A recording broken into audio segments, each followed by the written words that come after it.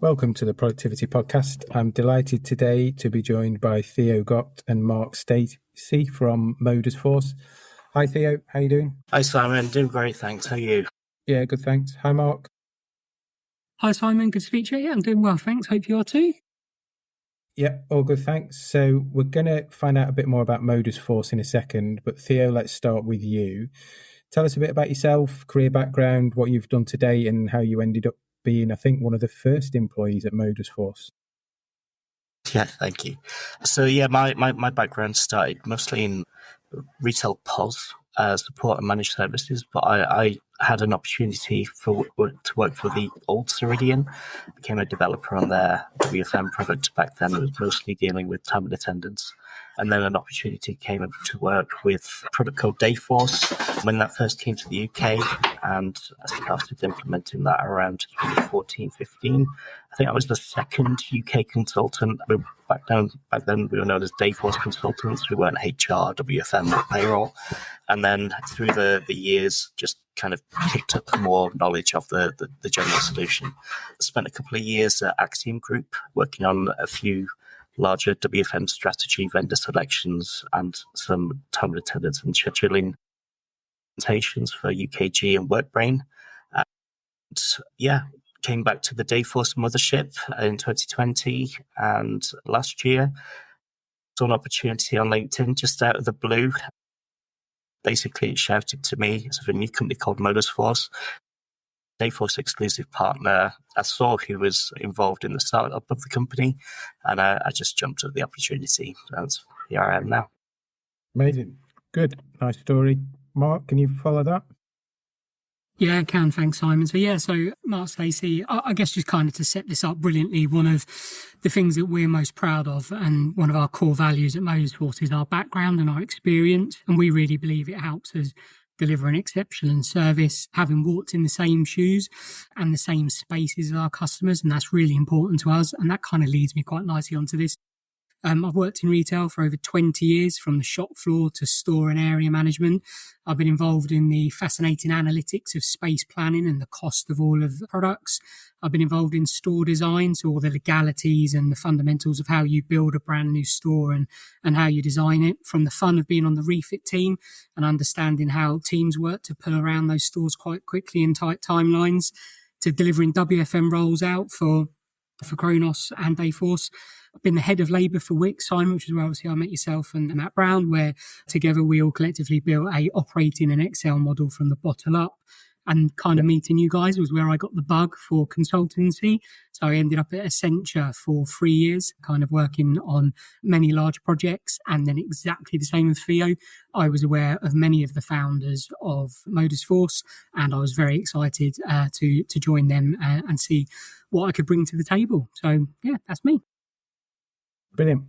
And Theo, we've talked about Modus Force a couple of times, mentioned cryptically some of the founders. Do you want to fill in some of those gaps for people on what Modus Force does? Maybe a bit of background on Chris Love and Emma, the kind of driving forces. Yeah, of course. So Modus Force was first incorporated in 2024 at the start. They are a Dayforce exclusive implementation partner, and they were started by, as you said, Emma Armitage and Chris Love, joined by Thomas Quinton and Neil McGregor. So those guys and Emma all were part of our EPL group, which sold to Accenture, I think in 2020.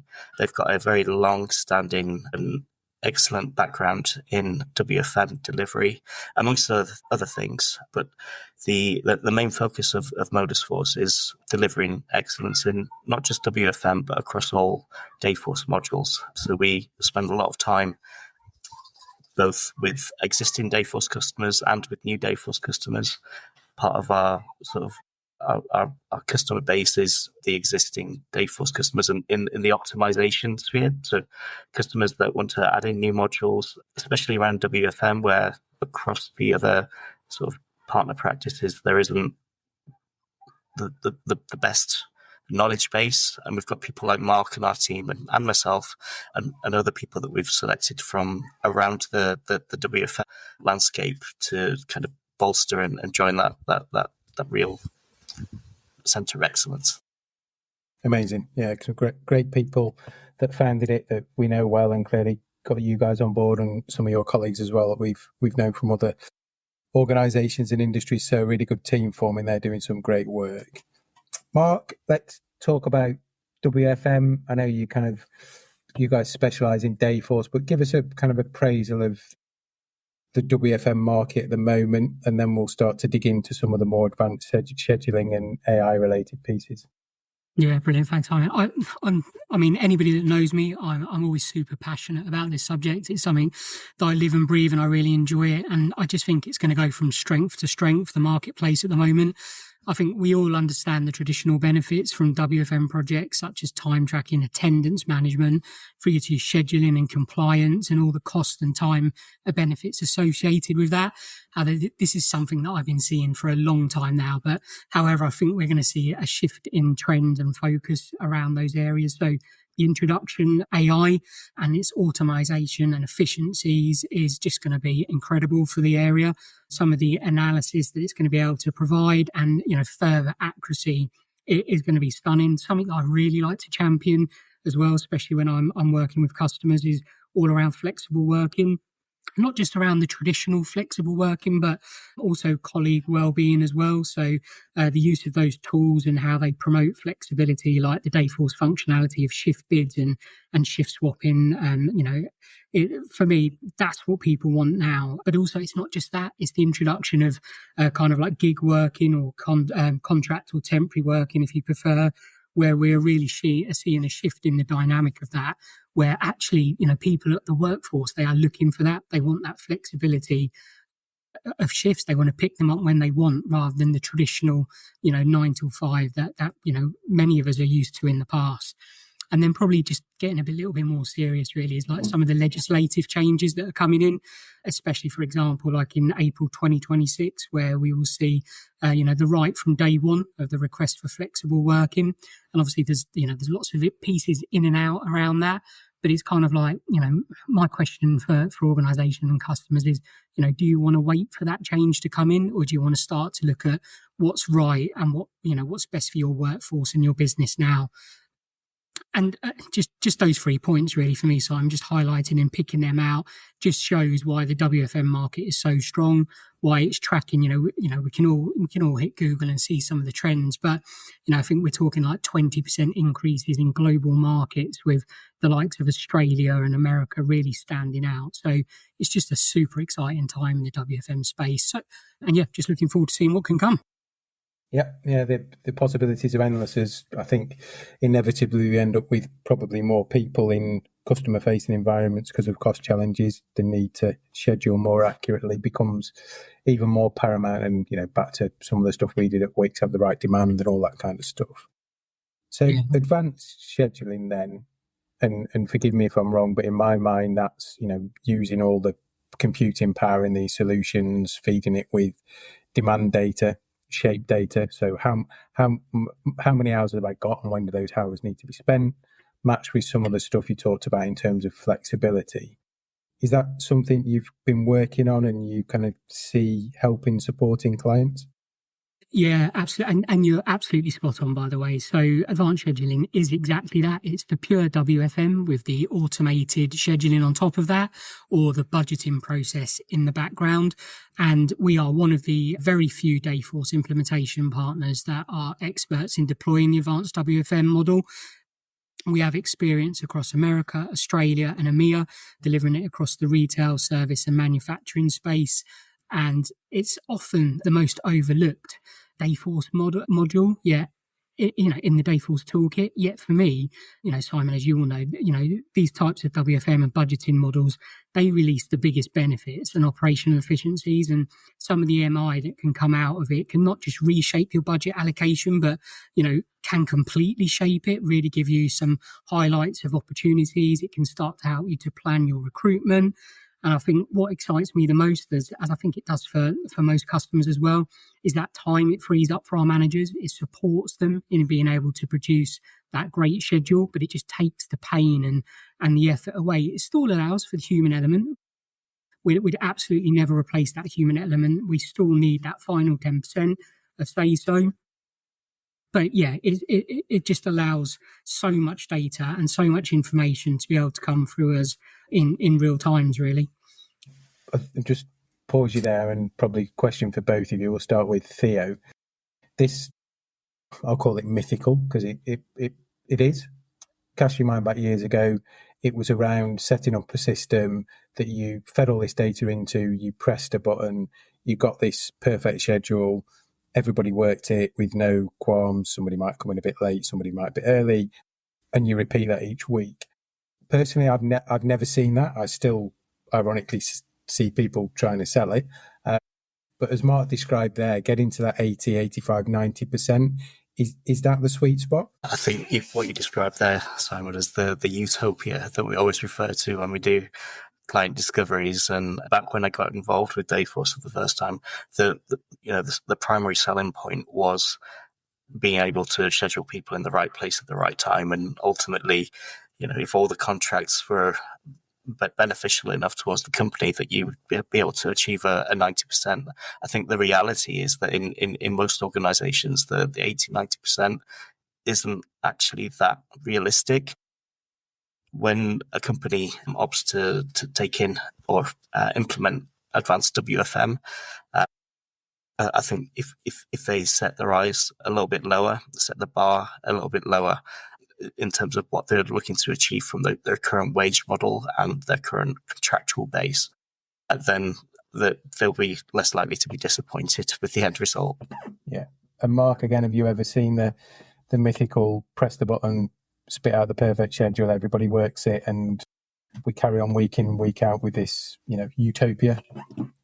No, definitely not. And for me, I don't think I'd ever want it to either. I think if we're going to talk about the three most exciting trend areas in WFM, and one of those is store flexibility and that human factor, I don't think we want to lose that.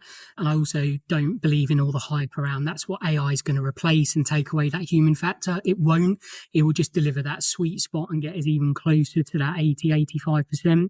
But we will always need that human element. And just kind of leading on from what Theo said as well about just kind of like taking, kind of like where you are right now. Like one of the biggest challenges that I come across from advanced WFM is that wonder and that, again, like you say, Simon, that mythical piece of how long is it going to take to deliver? Are we talking weeks and months? Do we need to rebuild our model? Do we need to understand all of the elements? And actually we don't. Modus Force, we currently offer an MVP, so a minimal viable product, where within less than 5 days, and we've already just achieved this with a global retailer in Australia, where we can deliver the advanced WFM suite in under 5 days. And we're talking taking your current budget model, putting that into Dayforce with an element of forecasting or without. It can be completely decided. But what we can start to do is release some of those benefits immediately. When we talk about from our schedulers, having a demand graph, so something visual. So rather than just a budgeted number on an Excel spreadsheet somewhere, a visual demand in 15-minute increments, telling them where they need their colleagues, or certainly where they should aspire to have those colleagues, to then having the metrics that come outside of that. So again, one of the things that we've just done with our current MVP is a client inputted their budgeted data. They then had all of their stores schedule it. And then the reporting and the MI that we were able to pull out of that was kind of game changing for them, because it was just a view of their current, scheduling, their current workforce and that establishment and what their operating efficiency is. And that's just another reason why I love the advanced WFM space. Yes, it's been around for a while. Yes, it's been done. But in terms of Dayforce, it's something that at Modus Force, we're able to really bring to life and do it quite quickly, just to help you get on your journey. Amazing. A good MVP in 5 days to kind of prove the future. And how's AI going to change that? What do you see coming in the world of WFM specifically? To be honest, I think the world is oyster. I'm super excited about what it's going to bring. I think it's just going to drive efficiencies, time savings, further level of accuracy. With machine learning, I'm like beyond excited about machine learning. And Dayforce have been looking at this for quite a while, and undoubtedly we'll see an improvement in that historic data analysis and then the predictive analysis that will come on from that in terms of the workforce demands. But I think ultimately what we will see is that age-old gap between forecast and actuals reducing further. It's really, really excited about that, what that will bring. Theo, have you got any thoughts on where you see AI above and beyond what Mark's talked about? Just on the machine learning point, I think it's been around 10 years that I've been hearing lots of conference rooms and meetings, the appetite to use like weather data, traffic data to help influence the level of demand that's being generated. I think, in traditional systems where machine learning might not be available, the general technology trend is moving towards being able to consume that data and make sense of it, and also to not necessarily over-egg what that influence might be, but at least help make the right decisions when it comes to planning and budgeting on like good weather days, for example. Yeah, I think all those things, again, sound great in theory. There's practicalities of if you're running a schedule in a closed retailer 3-4 weeks out, understanding the weather tomorrow is going to be really sunny or snowy or whatever, there's only so much you can react to that within your current contract confinement. So if someone's full-time, you've still got to give them full-time hours, and you probably can't send them home tomorrow and ask them to come in the weekend. So there's some nice marketing stuff in there, isn't there? But also there's a pragmatism for all of those of us that have run stores of short term, some of that actually really I can't do anything with, if that makes sense. Yeah, it does. And the point you touch on there is the compliance as well. I mean, that there's been an ever-growing trend of organizations being more and more compliant and systemizing compliance to some degree, where advanced WFM really kind of comes into its own is being able to layer in those business rules with sort of the legislation, and to make sure that managers, when they're scheduling their staff, they're not breaking the law, they're not bringing people in without a minimum rest, etc. Yeah, critical. And I think, like you, historically, when organisations have been starting to implement WFM, some of those are the biggest pushbacks where people inadvertently have not understood they're breaking the rules, and customer and practice gets into that. So all good. And Theo, just tell me, we've talked before and we've done some podcasts with Dayforce, but just remind us of, I suppose, the power of having a unified solution. And from that, I think they call it, or I've referred to it as cradle to grave almost, which isn't the most gracious of explanations, but from HR through to scheduling, through to payroll, through to leaving. Yeah, from hire to fire, I think is the slightly less. It's the end brutal. of it, isn't it? That's challenging. Yeah. Grave, fire. Anyway, tell us why that's important. So one of the trends that we see mostly when organizations are coming from fragmented systems, and this is often where, you might have a separate WFM system to your payroll system, or you might have a completely separate HR WFM payroll system. In a single consolidated database, you can follow the end-to-end impact of bringing a new employee into a team, forecasting and building out your schedule, and seeing immediately the cost implication that those schedules can have. It's helping a lot of organizations to manage their headcount budgets when it comes to managing how many people sit within a particular location or a particular team, using some of the metrics that Mark's been able to pull out, and the MI data. Organizations are able to make longer term decisions over how many people that they need to bring in for future seasons. And when it comes to just simplifying your processes, having more time to calculate your payroll, not having to wait for a timesheet cutoff at either the end of the week or the end of the month, organizations can really make absolute efficiencies when it comes to processing that data. All in one place. That's the key. Yeah. And fully reportable as well. So in terms of where we see organizations taking the full HCM suite, so that might be from recruitment all the way to payroll and benefits and pensions, etc. They're really able to reduce the amount of segregated systems, and it just simplifies their entire implementation when they're not having to create complex integrations from system to system. They're not having to use manual processes to key in new starters into their payroll system, and the reporting that's available from a single consolidated database, and having that data readily available to consume into a data lake to produce further BI, it's just so powerful that you can't sneer at it. Yep. And in terms of final thoughts, then we'll come to you, Mark. Any kind of advice for people listening if they're getting ready for the WFM or the Dayforce journey, and what they should look out for and around implementation? Yeah, definitely. Just number one for me, this is nothing new, right? But do not underestimate the change impact at WFM, especially not an advanced WFM project. So they are very different when we're talking about budgets and ultimately people. We're not just recording time now. We're talking about, our people and our teams being scheduled, but also don't forget the impact to our central functions. I would always say best practice, develop your roadmap early on. Again, I know this sounds basic, but set realistic goals and approach them through a winning hearts and minds mindset. That's something that what really works well for me. Understanding what your decisions, what those impacts of those decisions are going to be on those real people, and most importantly, those adoption rates. And I guess, not to harp on about it, but use an MVP approach. It's kind of only the second time that we've done it, or certainly I've done it rather, and I can really see the benefits of that now. So having a platform where you're able to go back to your leadership teams and say, look, this is what we've achieved. This is where we currently are. How does this affect our roadmap? What does this really make us think? We're piloting it immediately. So straight away, we're going to have MI that's going to show us recruiting patterns or forecasting gaps or gaps within our budgeting process.